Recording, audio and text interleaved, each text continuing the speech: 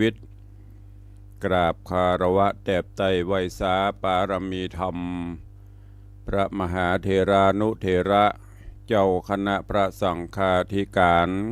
ภิกขุสงฆ์สามเณรจุตนจุองค์โดยความเคารพ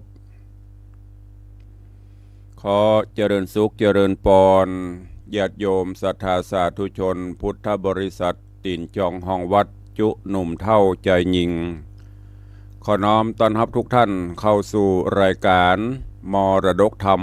กำเมืองสารธรรมกำเมืองต่างสถานีวิทยุกระจายเสียงพระพุทธศาสนาแห่งชาติและสังคมคลื่นเพื่อการศึกษาพระพุทธศาสนาและวัฒนธรรม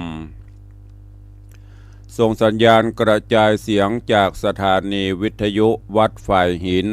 ตำบลสุเทพอำเภอเมืองเชียงใหม่จังหวัดเชียงใหม่ในระบบคลื่นความถี่ FM 104.50 เมกะเฮิรตซ์สถานีวิทยุคลื่นพระพุทธศาสนาและจริยธรรมในความอุปถัมภ์ของมูลนิธิพระบรมธาตุเจ้าดอยสุเทพส่งสัญญาณกระจายเสียงในระบบคลื่นความถี่ FM 96.0 เมกะเฮิรตซ์พร้อมกันนี้ก็ขอเจริญสุขเจริญปรและขอกราบถวายการต้อนรับครูบาอาจารย์ท่านเจ้าภิกขุสงฆ์สามเณรจุตนจุองค์ตลอดจนสาธุชนญาติโยมที่ได้ติดตามรับชมรับฟังทั้งภาพและเสียงการไลฟ์สดทาง Facebook ไลฟ์ของวัดวังสิงห์คำ Facebook ไลฟ์ของธรรมะคลายเครียด Facebook ไลฟ์ของท่านอาจารย์พระครูสมุวิสุวัฒน์วรกิจโจ Facebook ไลฟ์ของทีวีวัดฝ่ายหินตลอดจนหน้าจอ Facebook ไลฟ์ของญาติธรรม FC แฟนรายการทุกรูปทุกท่านที่ได้เข้ามาติดตามทาง Facebook ไลฟ์ของวัดวังสิงห์คำอยู่ในขณะนี้และขอบพระคุณทุกท่านที่ได้เข้ามาแล้วได้เมตตากดแชร์เสียงธรรมแชร์เสียงบุญนี้ไปยังกลุ่มเพื่อนๆรายการนี้ดำเนินโดยกล่าวกับผมอาตมภาพพระครูวิสิตศรีลาภรณ์ตุลุงในวังเจ้าคณะตำบลป่าแดดเจ้าอาวาสวัดวังสิงห์คำตำบลป่าแดดอำเภอเมืองเชียงใหม่จังหวัดเชียงใหม่เป็นผู้ดำเนินรายการนำเสียงธรรมะนำกำอู้กำจากำเทศนาแบบปืนบ้านล้านนารักษาภาษาถิ่นกำเมืองภาษาเมืองถ้าเฮาบ่อู้แล้วไผจะอู้ปากันวันนี้อากาศสดชื่นแจ่มใสเย็นสบายวันนี้รู้สึกอากาศจะเย็นลง หลังจากที่ช่วงก่อนก็จะมีลมฟ้าลมฝนหลายที่เหมือนกันโปรยปลายลงมาพ่องอากาศเย็นจะนี้ก็ขอให้ดูแลสุขภาพกันเนอะร่างกายเมื่อได้รับความอบอุ่นก็ขอให้วันนี้เป็นวันแห่งความสุขของทุกท่านแม่นจักดำเนินกิจธุรกิจกิจการใดๆก็ขอให้สำเร็จผลสมมโนในไฟอ้างเดินตางไปที่ไหนทางใดก็ขอให้กุณพระรัตนตรัยสิ่งศักดิ์สิทธิ์ทั้งหลายปกป้องคุ้มครองให้ทุกท่านได้แคล้วคลาดปลอดภัยจากอุบัติเหตุเพศภัยอยู่ดีมีสุขเหมือนกันทุกท่านทุกคนเนอะ วันนี้ก่อนที่จะได้พูดจากับพี่น้องญาติโยมศรัทธาตักตายกันก็มาฟังหัวใจก่อนเนาะนั่นก็คือพระธรรมเทศนาวันก่อนมีการถ่ายทอดสดเลยบ่ได้จัดแต่ว่าก็สุขภาพบ่เอื้อเหนื่อยก็เป็นแห้งมาแตน วันนี้สดร้อนจากเตานำมาเทศนาต่อเนาะในเรื่องของเตโจยาโมตามที่ FC แฟนรายการเรียกร้องขอฟังซ้ำตุลงได้เทศนาผ่านไปตอนที่1ที่2ไปแล้ววันนี้ก็ฟังกันต่อทำเรื่องนี้มีสาระคติข้อคิดเรื่องราวดีๆสำหรับการอยู่ร่วมกันการครองบ้านครองเรือนโดยเฉพาะแล้วในสถาบันครอบครัวซึ่งมีข้อเปรียบเทียบระหว่างผัวเพศเมียยักษ์ผัวเพศเมียผีกับผัวแก้วเมียแสงสองกู้เปรียบเทียบฮือหันท่านทั้งหลายฟังแล้วสามารถนำไปใช้ในการดำเนินชีวิตประจำวันเนอะวันนี้ต่างหน้าจอ Facebook ไลฟ์กำลังหลั่งไหลกันเข้ามาโละเนอะขอน้อมต้อนรับทุกท่านตัวเองเข้ามาแล้วก็เมตตาได้กดแชร์สระเอชอช้างรอเรือกรันอ่านว่าแชร์กดแชร์ไปเหตุกรรมเนอะแชร์ไปให้เพื่อนเฮาในกลุ่มจะได้ฟังน้ำฟังธรรมกันสาระดีๆชนิดแชร์ไปเถอะท่านทั้งหลายไม่ได้เสียหายไม่ได้ผิดอย่างเนอะอนุญาตแชร์ไปเต็มที่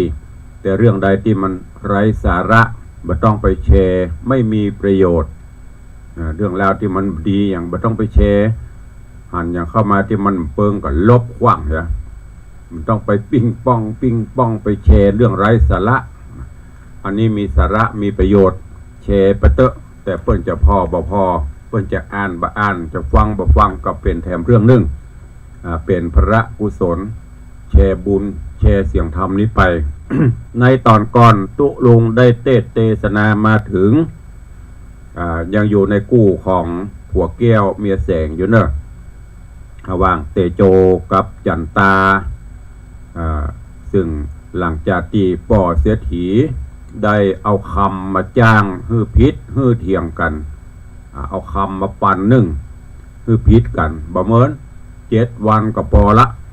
หลังจากที่มันดักปิ้งวินวอยเหมือนบ้านร้างอยู่ด้วยกันได้ยินเสียงพิษเสียงเถียงกันเตื้อ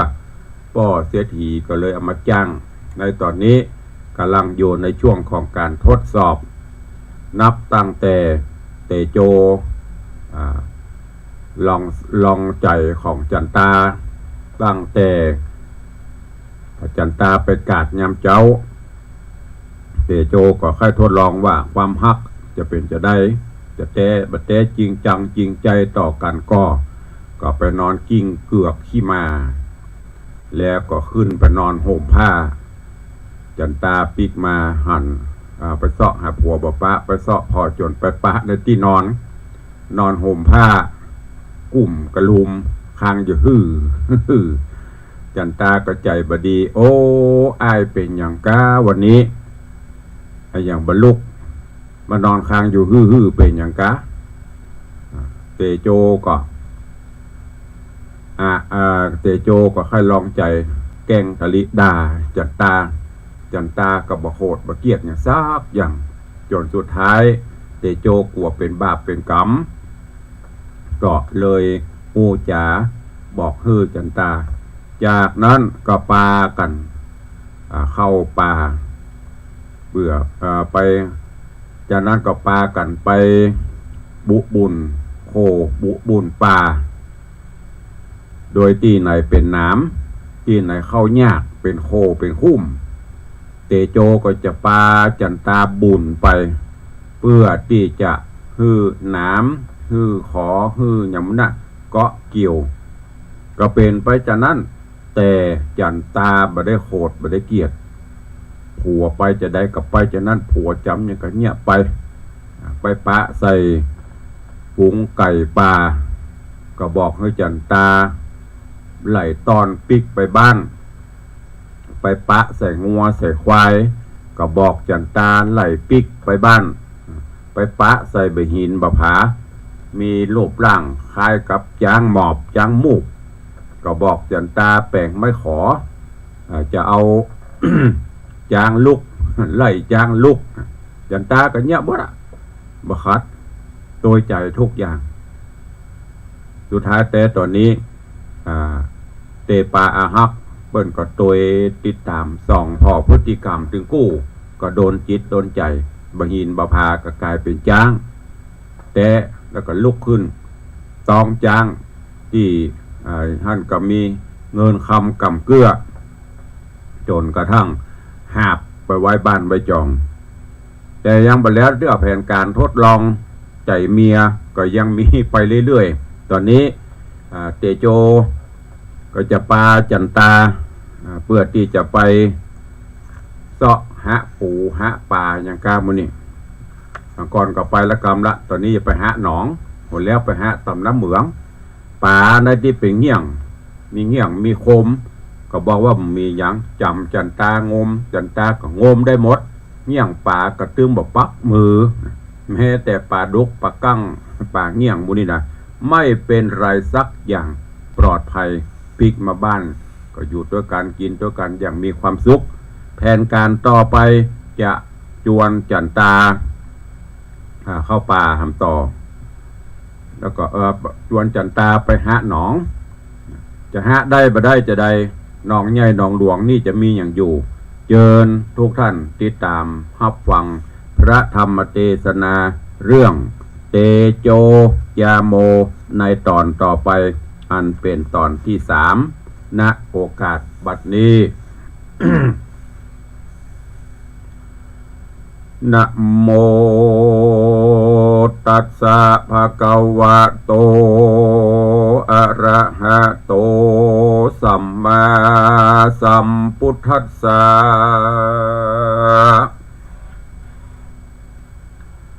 สาธุโวฟังลาโสตุจนะสัพพุริสะตังหลายตั้งยิงและใจหนุ่มเท่าตีได้ปากันเราติดตามถ่อมทาดาฟังยังรัศธรรมเทศนาเตโจยาโมลำดับมาแถมแล้วเนอเจ้าขอเชิญฝูงศรัทธาหนุ่มเท่ายิ่งใจตั้งหลายจุงตั้งใจหมายถ่อมทาดาฟังต่อไปนานี้และนาราติญารุ่งแล้วก็เตโจก็จริงมาบอกเฮอเกน้องเกียวจันตาวัดดุราจันตาเฮอน้องน้าเอาเจ้าจุงแต่งหางเขาห่อธงป้าเฮาจับไปสะแวงหาที่ใหม่วันวาก็ได้มาบ่ลายได้งัวควายเป็ดไก่วันนี้จักเอาไม้แถมกำน้ำนั้นนะแย้มนั่นนางก็มาแต่งดามห่อเขาแล้วก็ไปตามเจ้าผัวควันไปปะหันยังหนองกวางเป็นตาตั้งสะกอนปูป่าซอนเป็นหมูกุ้งนิ้วหนูอยู่ปอมปูหอย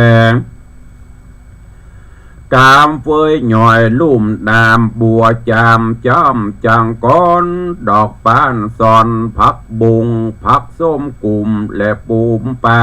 ผักตบจะว่าผักแว่นนกบินเล่นไปมาฝู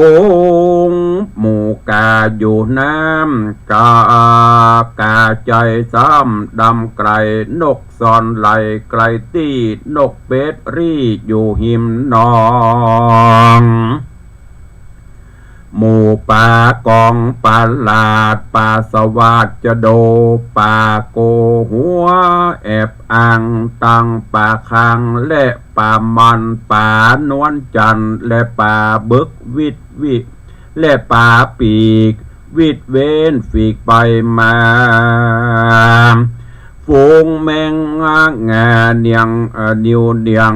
ป่าเย็นเกี่ยวในดินแอวซอกกินลุ่มน้ำลอยละเลื่อนล้ำไปมา ในฐานะที่นี่นาเป็นสถานที่พญานาคเกยมาอาบลาดเลนบ่วางเว้นสักวันส่วนอันว่าเตโจผัวควันกับเมียมันจันตาก็เอากันจะใจว่าฮือไปซ้อหาเอายังกาบไม้มาแป้งต่างขโจใหญ่จับหะวังวันนี้ล่างว่าจักสมวางได้หะนองวังใหญ่กว้างสองเฮาจับพัดเปลี่ยนกันหะวิดน้ำกันอีดเสียก่อนก้อยย่างเอาแหงน้ำก็ลางว่าเฮงหอดขึ้นดินและกาว่าอ่อนตาในกาละยามนอนน้ำส่วนเจ้าเตโจหนอไทยรีบเก็บเอายังกาบไม้กันว่าได้มาแล้วก็ฟังหีบเอามาวิทหาน้ำใด2-3 กำจริงเหลียวถามน้องแก้วว่าเฮงพ่องแล้วและกานางส่วนจอมขิงบางนางจันตาจริงมีกำจาต้านตอบว่าน้องหันยอบลงไปน้อยหนึ่งแล้วนาส่วนผัวแก้วเตโจบ่อปาโลในใจจริงเอิ้นไปด้วยคำว่าข้าใจมาเปลี่ยนตัวข้าจับนั่งท่างมเอาโอนางจันตาเล่านาดน้องก็บ่จมฟ้องสันใดจริงลงไปหะน้ำไว้บ่จ้านางนอละบ่เหลือกำโอดเนี้ยกะตำรีบหาน้ำอีดอ่อนล้ำเหลือลายเหือใครใหญ่แถวทางนางก็บอกว่ากำสางสักสิ่งแล้วจริงเอิ้นเหลวจะว่าจักดาแห้งแล้วกาปี้เฮยส่วนเจ้าเตโจเลยบอกเมียแก้วว่าแห้งลงนักแล้วนักหนาจอมโซภาที่ฮับจุงวิทนักหะเอาโอดบันเตาขันตีเตอะเนอนางเฮยยามือนั้นนางจันตาน้องไทยก็ฟังหาใจเปียวแดดดำไม่กาญานางก้มหน้าลับตารีบเร่งดาหาน้ำตุกยากลำเน็ดซึ่งเหนื่อยเจ็บป่วยเมื่อยตัวกายส่องแขนนายจักดาหลอนอีดเหนื่อยอ่อนเหลืองแหงโอดใจแข็งบ่ปากโดยกุศลวิบากแห่งจันตายามนั้นนากนาคตัววิเศษหูต้นเหตุแห่งสองราจริงบุบุญออกมาปั้งคังแล้วกล่าวอ้างเจียนจาวาดนางหาน้ำอยู่สันนี้หนองน้ำนี้เป็นของแห่งเฮาปกปักรักษาตึงวันมาเกยอาบเล่นบ่ว่างเว้นสักวันดังตัวแห่งเฮาหันนิสัยเมื่อได้แหละมันจักแห้งนางมาหะ3 ปี4 แล้งก็แล้วมันก็บอดแห่งเขินดินสู่มาเสาะหากินอยู่สั่งที่นี่ว่าอันยามนั้นนางจิ้งกล่าวจี้เกตนากาว่าดูรับพญานาคข้านี้มาหาน้ำเอาปูเอาปลาหาตังเงิน นข้ามขาและเจ้ามาหาตั้งแต่เจ้าเถิงควายตั้งแต่ยามงายเถิงข้ามอีดอ่อนล่ำเหลือแหงหวังได้แก้วแสงมีกาเป็นต้นว่าเงินและคำอันบิดนานำในหนองน้ำที่นี้และว่าอ่านยามนานพญานาคจิงกล่าวว่าดูรานางเฮ้ยอันว่าเงินคำและปูป่ามันบ่ได้มาอยู่ในหนองนี้นางมหาสันนี้หากจะเก่ากีหมดแห่งบ่ได้นางยิงแปงนางยิงแปงถวายตอบแก่พญานาคว่าเถิงจักง่ายและยากก็หากข้าจักอดเอาเต็มว่านักเบาสันใดก็ต้องสู้ดาต่างได้หูก็ยังดีจักมีและบ่มีขอหะฮือแห่งเถิง3 ปี4 แรงก็จักลองดูเจือจำดูและว่าอ่านตัดสามิงคะเนในขณะยามนอนพญานาคเจ้าก็หูแจงแห่งกรรมวิบากแห่งสองเขาจึงเอาเงินและคำมาปั่นแก่สองเจ้าว่าเงินคำนี้แล้วสองเจ้าจุงนำไปฮือมีโจกใจญลาบจุงเอากันหาบเต็มแห้งเตอะว่าอันแล้วก็เอากันหาบเอาเงินคำมาสู่บ้านแห่งตนมานักหนาก็มีวันนอนแหละนาตกเถิงมาบรรลุนรุ่งเจ้าเตโจและนางจันตาก็มาอูเปิกษา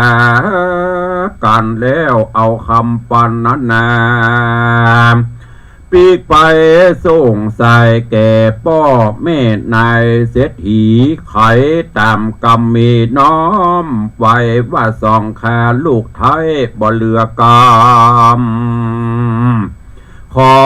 เอาคำปีกมาส่งคืนแก่สองพ่อแม่สองเท่าเหตุจันตาเมียแห่งข้าเจ้านางน้องเนาดีเหมือนใจข้าจักยะอันใดนางก็ตามใจกู้อย่างนางบ่ได้ขัดขืนกรรมแห่งข้า จริงอยู่ตัวกันจอบสู่อภิรมอยู่เจยบ้านอันการพิษเถียงกันจมซ้ำก็บ่ลางเกยมีข้าบ่จ้างเนี่ยได้ดีเสียแล้วจริงเอาคำปันหนึ่งนี้แล้วมาคืนว่าอ่านแย้มนอนเศรษฐีสองเท่าได้ยินลูกเต่าตั้งสองมาต้อนป่องกล่าวแทงจริงย้อยแย้มไข้หัวว่าดูราเจ้าผัวนายเมียตั้งแต่กาลนี้ไปเมื่อนาฮือสองลูกลาจุงหักแป่งกันอย่าตัดบันขว้างละใจเป็นพระอยู่หักษาศีลอย่าได้นับกินนับอยู่จงเฮียนหูศีลธรรมอย่ากระทำกรรมบาปกราอย่าค้ำฆ่าสัตว์และโคโอนอย่าเป็นโจรลักไล่อย่าเล่นจูไม้มายาอย่ากล่าวมุสาลวงหลอกเป็นคนวอกใจวายอย่าดื่มน้ำเม็ดไหลน้ำเหล่าฮือสองเจ้ามีสัจจะได้มีมานะโอดกลันอย่าฮือสะบ้านขาดปูดโลงพ่อแม่นี้ขอโป่งปันยังคำปันก้อนนี้คืนแก่เจ้าฮือเป็นของควร คือแก่จอมตันลูกเต่าขอลูกเจ้าสืบไปนานเถิงลูกหลานไปนาแถมตั้งหัวควายจังมามอบอับกว่าสู่ลูกสองลาตั้งให้นาขอบคันฮือแก่สองเจียงจันสืบไปนานอย่าตกผ่านถอยจ้าเถิงไปนาจำเลินไปแดทลากันเศรษฐีโป่งปันมอบแล้วจริงจะสั่งฮือลูกแก้วสองขาว่ากันพ่อแม่มรณากาก็ฮือลูกน้อยตั้งสองจูงเอากันมาปองส่งสาการเลิกซากเน่าเฮือแต่งดาเครื่องบริโภคดันตอดอุติสนาบุญ ไปลอดเถิงตนปิตามันดาอ่านมอละนาล่วงแล้วส่วนสิ่งทรัพย์อันนาเหลือขอมอบแก่สองเขือลูกเตาเพื่อได้สืบแดนเฮือนหลังเก่าเตอะเนอลูกว่าอันก็มีวานนั้นและนาที่นอนนางที่นอนมูลศรัทธาตั้งหลายจุงฟังนิยายสืบต่อติดตามบาทคอนิยายธรรมอย่ามีใจดำกำเศร้าอันเป็นหนทางเข้าสู่อบายแดนอสุรกายและเพศทะลงทุกขเวทเวทนาบานีนาจักเหลือจะต้องเหตุสหายเปตยาโมและนางมาลิกาผู้มีใจโมหะเกลียดกา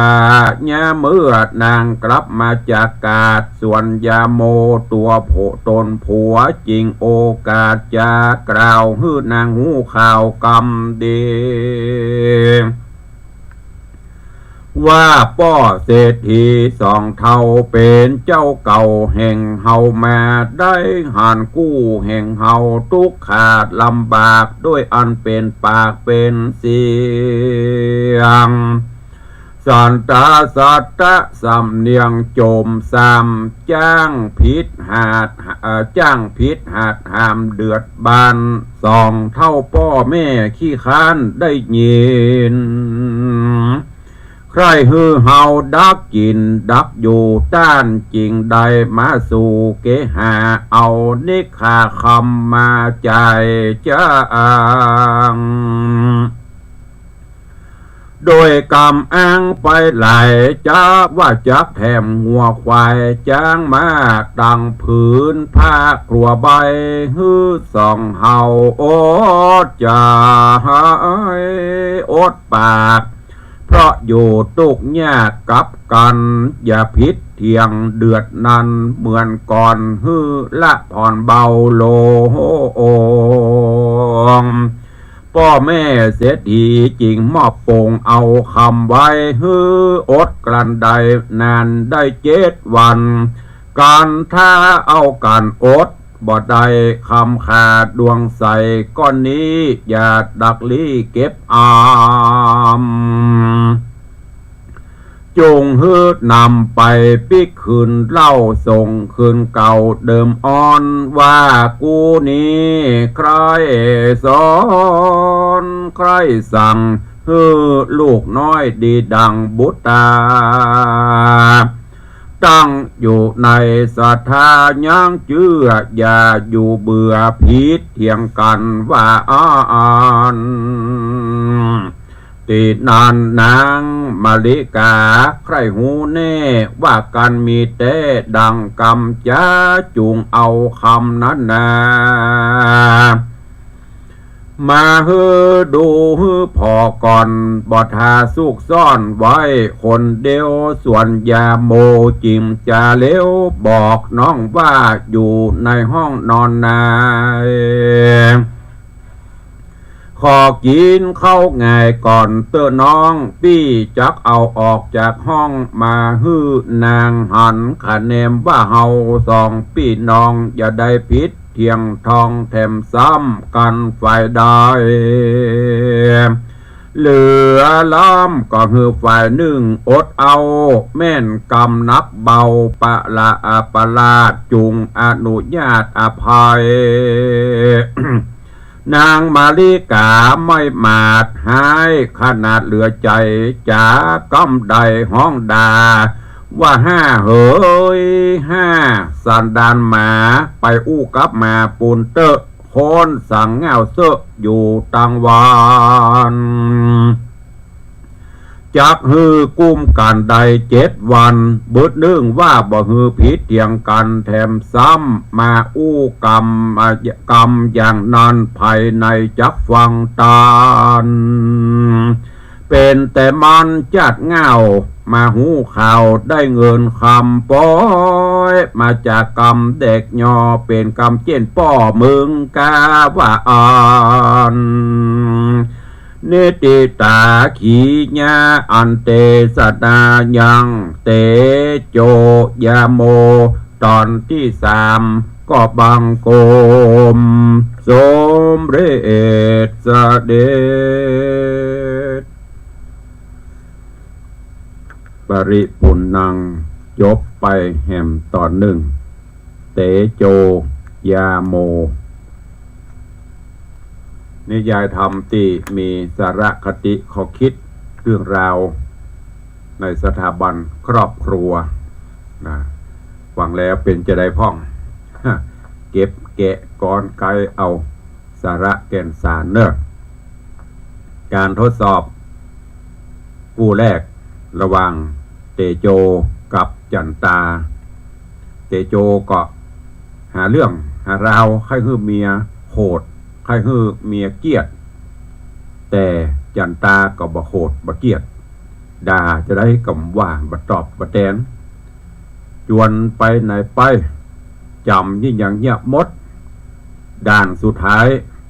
ไปหาหนองน้ำหนองใหญ่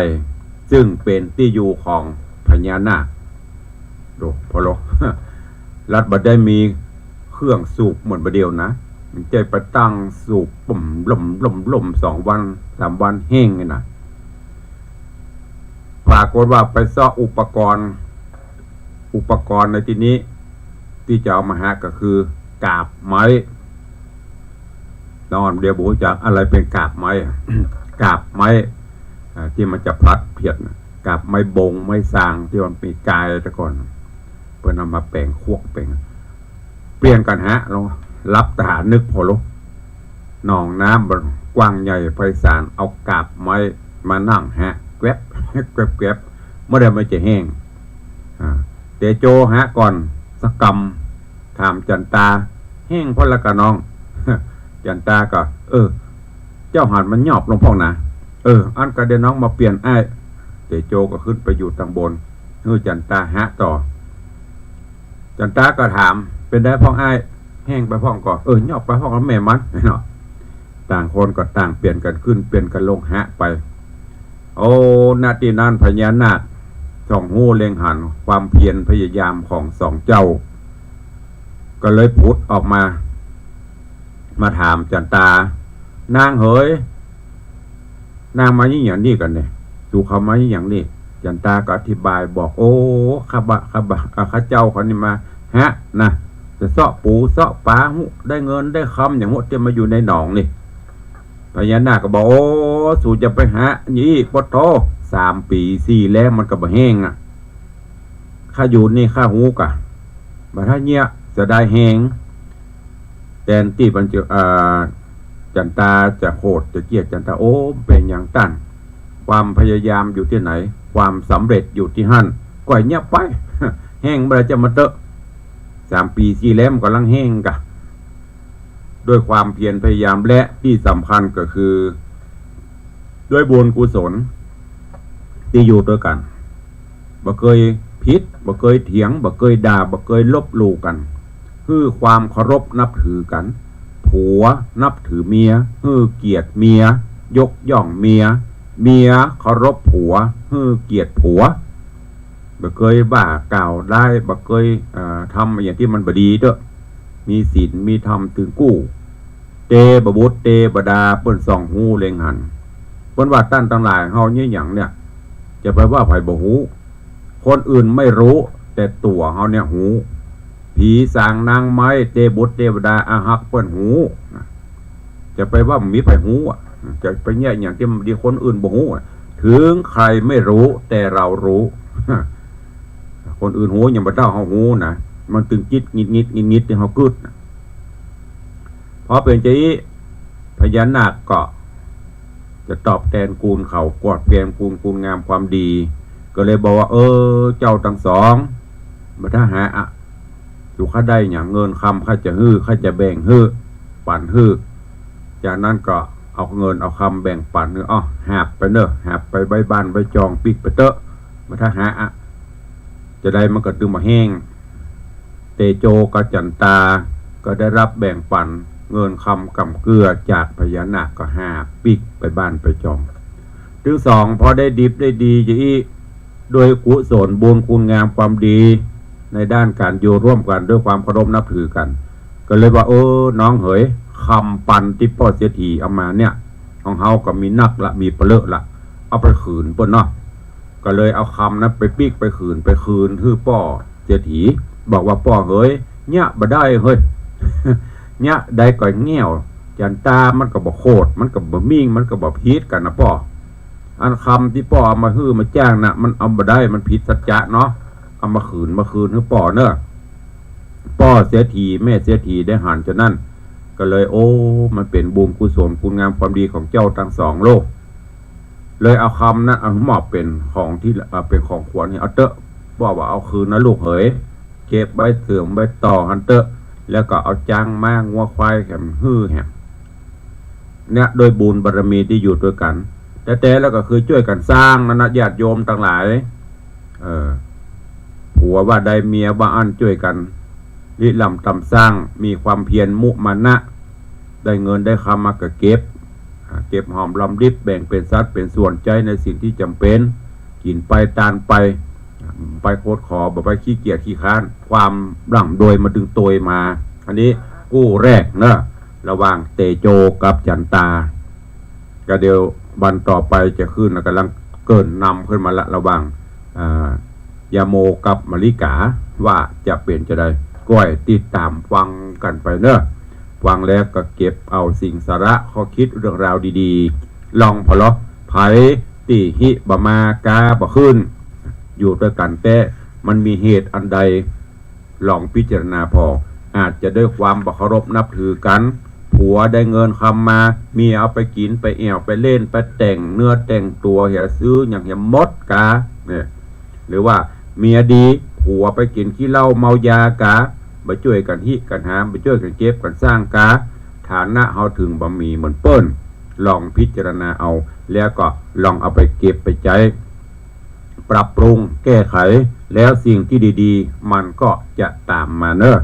วันนี้โดยเวลาจำกัดฝากไว้ตัวอีกก่อนเดี๋ยวจะได้ตักได้ตายได้แจ้งข่าวแล้ววันต่อไปก็ฟังกันเนอะก่อนที่จะได้ตักได้ตายพี่น้องศรัทธาต่างบ้านเนอะคืนนี้เป็นคืนสุดท้ายของการบำเพ็ญกองกุศลงานออกเมนพระราชทานเพลิงศพหลวงปู่พระครูอุปถัมภ์ศาสนคุณอดีตเจ้าอาวาสวัดป่าแพ่งเนอะเปิ้นมีพิธีบำเพ็ญกุศลมาตั้งแต่วันที่15แล้วมาค่ำมาคืนกับมีศรัทธาญาติโยมไปฟังเทศน์ฟังสวดกันหลายเมื่อวันก็มีพิธีทำบุญถึงวันเชิญชวนเนอะคืนนี้สุดท้ายละวันพุธเป็นจะพระราชทานคือเผาละก็เชิญชวนใครจะไปร่วมกินร่วมทานส่งสักการหลวงปู่เนอะเจริญปอนเจิญทุกท่านตัว แล้วก็วันที่25 มกรา21เผาหลวงปู่วัดประแพง25ก็งานบำเพ็ญกุศลพระราชทานเพลิงศพหลวงปู่พระครูอุดมธรรมพิราชหลวงปู่ไพบูลย์กาธรรมโมเนอะอดีตที่ปรึกษาเจ้าคณะตำบลสันกะแปงวัดบ้านน้อยต ตำบลสันกะแปงอำเภอสันกะแปงเนอะก็เพิ่นก็กำลังตั้งเมนกันจะเอาแล้วก็จะเปิดบำเพ็ญกุศลในวันที่25เป็นวันพระราชทานเพลิงศพตีสุสานบ้านสันต้นบงบ้านน้อยสันกะแปงเนอะหลวงปู่กับ83หลวงปู่อุปถัมภ์ศาสนคุณหรือหลวงปู่พดุงประแพงนี่93อ่อนกว่ากันไป10 ปีพระมหาเถระเจิญจวนเนอะญาติโยมศรัทธานาบุญเฮาก็ข่าวสารต่างๆก็เดี๋ยวก็จะค่อยๆทยอยประกาศไปขออนุญาตไปตักไปตายพี่น้องญาติโยมตั้งบ้านตั้งจองเนาะตั้งบ้านตั้งจองตั้งหน้าจอก่อนแล้วก็เดี๋ยวก็จะไปตั้งบ้านตั้งจองวันนี้หลายพ่องก็เติงหาตุลุงหายไปเจริญปอนโยมสลินทิพย์บุญเลิศเนอะน้อมกราบไหว้สาเจ้าสาธุเจริญปอนโยมอรพินใจที่กรกราบไหว้สาเจ้าสาธุเจริญปอนโยมชนจันทร์สอนคำกราบไหว้สาเจ้าเจริญปอนแม่เลี้ยงทัดพิชาบ่เลี้ยงธนวัฒน์แม่เลี้ยงทัดพิชาสุสิงคำเนอะฟังอยู่ที่บ้านที่จอง ก็ขอบุญกุศลปกปักรักษาหายบ่อยๆเหลือแหมสัก5%นั้นโล่นได้ปกติละบ่เลี้ยงเจริญปอนโยมแม่ปราณีพยัคฆ์ไคหพลกราบสาธุเจริญปอนนะแม่เนอเจริญปอนโยมพี่คำใสธนงศักดิ์ศรีสกุลสาธุเจริญปอนโยมพี่เด้อเจริญปอนโยมพี่นานจรัญปิยจันทร์อาสลมดอยซิวพี่นันล่าบ้านดอยซิวกราบสาธุตุลุงเจริญปอนโยมพี่ชิดชบากราบไหว้สาเจ้าสาธุเจริญปอนเจริญปอนโยมพี่อัญชลีคำกิติเจริญปอนคุณโยมประกายคำนันโทกราบไหว้สาเจ้าสาธุเจริญปอนเด้อเจริญปอนโยมสมทรงสิทธิตากราบไหว้สาเจ้าฟังกี่ครั้งกี่วันก็มีคติสอนใจนั่นนะธรรมะนี่ฟังบ่เบื่อบ่ก่ายฟังแล้วอยากฟังอีกอยากฟังซ้ำเพลงของไผก่อนนะเดี๋ยวเสาะมาเปิดเนาะเนี่ยอีป่อยแม่ขอฟังเพราะมีสาระมีคติเนาะขอบคุณเจริญปอนเนอะเจริญปอนโยมจันสายแปลงหลวงสาธุเจ้าเจริญปอนโยมประภักเนอะกราบไหว้สาเจ้าสาธุเจริญปอนย่ำได้หานของขวัญเด้อเนอะของพระเจ้าของขวัญของฝากจากเนปาล คนไปอินเดียไปเนปาลมานะย่ำหานของฝากเด้อเนอะเจริญปอนโยมแม่จันดีวิสุทธินานกราบไหว้สาเจ้าสาธุนะแม่เด้อเจริญปอนโยมตู่สุรัตน์เสาคำกราบไหว้สาข้าผมสาธุเจริญปอนเจริญปอนโยมสุพณีเจริญปอนโยมพิรุณพักดีสาธุเพลงม่วนครับก็เดี๋ยวว่าทำม่วนหรือว่าเพลงม่วนอี อันนี้เป็นนักร้องอย่าไม่ใช่ร้องไปเลยนะนักร้องเพลงก็เตรียมบนไลฟ์สดหรอโยมพิรุณนะเจริญปอนโยมแม่สุปรณีรูมากราบไหว้สาเจ้าสาธุเจริญปอนโยมทองคำที่วงคำโยมทองคำที่วงคำเจริญปอนโยมแม่ดาหวานคำวังน้อมกราบไหว้สาเจ้าสาธุเจริญปอนเนออันนี้เป็นญาติโยมสถาติดตามทางหน้าจอ Facebook ไลฟ์เดี๋ยวถ้าตกบกพร่องจะได้ไปซ้ำไปคอมเมนต์ตอบเนอะตอนนี้อาจจะมันจังข้ามไปพ่องตัวมันเละ ตัวมันน้อยแอนพ่อหากันก็แสบตาเหมือนกันอันนี้เป็นพี่น้องต่าง FC แฟนรายการก็เดี๋ยวก็ไปต่างบ้านต่างจองเนาะใครฟังต่างบ้านต่างจองอยากจะอู้จะเอ่ยจะจ๋ากับตุลุงขอบคุณแม่อินเนอะแม่อินจากเสมิงตะวาเปิ้นส่งกล้วยอบน้ำผึ้งกล้วยสาบจากเสมิงส่งต่างพัสดุมาได้รับเรียบร้อยแล้วก็เสวยเรียบร้อยขอบพระคุณเนอะโยมแม่อินจากเสมิงของฝากอันลือชื่อจากเสมิงเอาใครจะอู้ตัวเข้ามา0817836540 เหลือเวลาแถมน้อยเดียวจะหมดเวลาแล้วใครจะอู้ตัวก็เข้ามาตั้งบ้านเจริญปอนสายที่หนึ่งจากไหนเอ่ยเมืองแกนสาธุครับสายที่สองเจริญปอนเจ็ดยอดจึงจำเสียงได้หมดระเบียเมืองแกนเจ็ดยอดสายที่สามจากที่ไหนเอ่ยมีไหมเมืองแกนสายที่หนึ่งสายที่สองเจ็ดยอดสายที่สามมีตั้งได้แห่งพ่องมันตึมเหมือนมันตึมมันนักสามสายถึงไปถึงโหตั้งบ้านตั้งจองตุลงจะปรับเปลี่ยนเวลาพ่องเนอะจะปรับเปลี่ยนเวลาพ่องปรับเปลี่ยนเวลาอย่างตุลงก็อาจจะสลับเวลาเพราะว่าทุกวันเวลามันบวยตัวแล้วก็สุขภาพบ่ค่อยเอื้ออาจจะได้ขออนุญาตพอเดี๋ยวปรับเปลี่ยนเวลาพ่องเจริญปอนมาละสายที่สามจันคำแสงบูนมาตึงโมเอะแฟนคลับตุลงเนาะ3 คนเอาละสอบคุณหลายๆเนอะสายที่หนึ่งเมืองแกนสายที่สองเจ็ดยอดสายที่สามจันคำแสงบุญ3 สายปกติทุกวันทุกเช้าไม่มีวันหยุดก็อาจจะได้ปรับเวลาเพราะว่าต่าง FC ก็ขาดหายต่างสถานีแต่ต่าง Facebook นี่ก็ลองดูก่อนเดี๋ยวพิจารณาอีกทีปีใหม่ละต้องมีการปรับเปลี่ยนถ้า FC ไหลเขาโละนี่ก็อาจจะจัดไปเรื่อยๆตอนนี้เจ้าไหนมีวันไหนมี2 สาย3 สายก็ลดไปตามนั้นอาจจะปรับผังเวลาอาจจะเหลือวันอาทิตย์หนึ่งประมาณ3 วันเนาะเจริญปอนแม่นวลจ้าไว้สาจ้าฟังอยู่นะ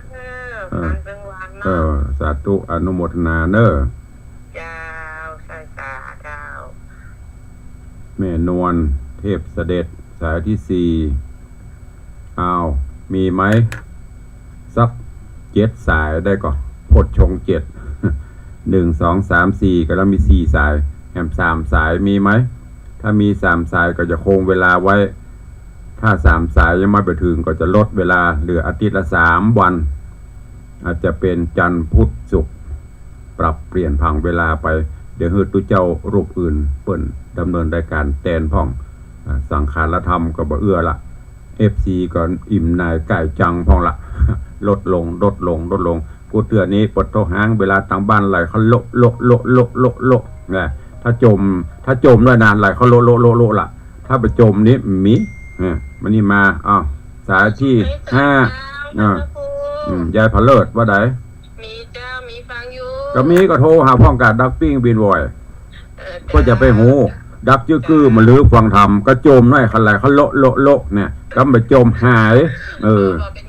ไม่เป็นไรเดี๋ยวเจอกันอาทิตย์ละ 3,000 ก็พอมันจะได้ห่วงกันเนาะสาธุแม่จันดีสายที่6นมัสการฟังด้วยนะบ่ฟังละมันปีใหม่ละปรับแผนบ้านจะได้พักมั่งทรมานสังขารเยอะอาทิตย์ละวันกับเปาะมันจะได้กึดเติงหากันอาทิตย์ละอีเขาก่ายขี้แน่ละแม่ มีใครฟังละเบื่อละมุกเก่าเขาเนี่ยฟังก็เพิ่นฟังดังนั่นกับดังเฟซบุ๊กเยอะลูกไปแล้วพูดกับโทรละเฟซบุ๊กกับมีสักซาวกับหรือจะโทรก็เดี๋ยวเวลา5 นาทีโทรละนั่นน่ะมันนี้มาตึงนี้เนาะถ้ามันนี้มันตึงนี้สาธุขอบคุณแม่บุญรักษาเด้อจะเลิศพรสาธุยมแม่จันดีแม่ก็บ่คือปล่อยตะไดหาเหมาะสาธุพุทธแต่พ่องเล่นพ่องบุกกันหนัวค่อยหัวกันเล่นหยอกล้อกันไปวันนี้เวลาหมดเวลานำรายการจากกันไปก่อนเนาะปะกันใหม่วันต่อไปเนอะขอความสุขสวัสดีจงบังเกิดมีกับทุกท่าน บุญใดกุศลใดที่ท่านทั้งหลายปรารถนาขอให้บุญนั้นกุศลนั้นจงสำฤทธิ์สำเร็จผลสมมโนในไฟอ้างเหมือนกันทุกท่านทุกคนเนอะยัตตาโลธรรมาวัฏันติอายุวันโนสุขังปะลัง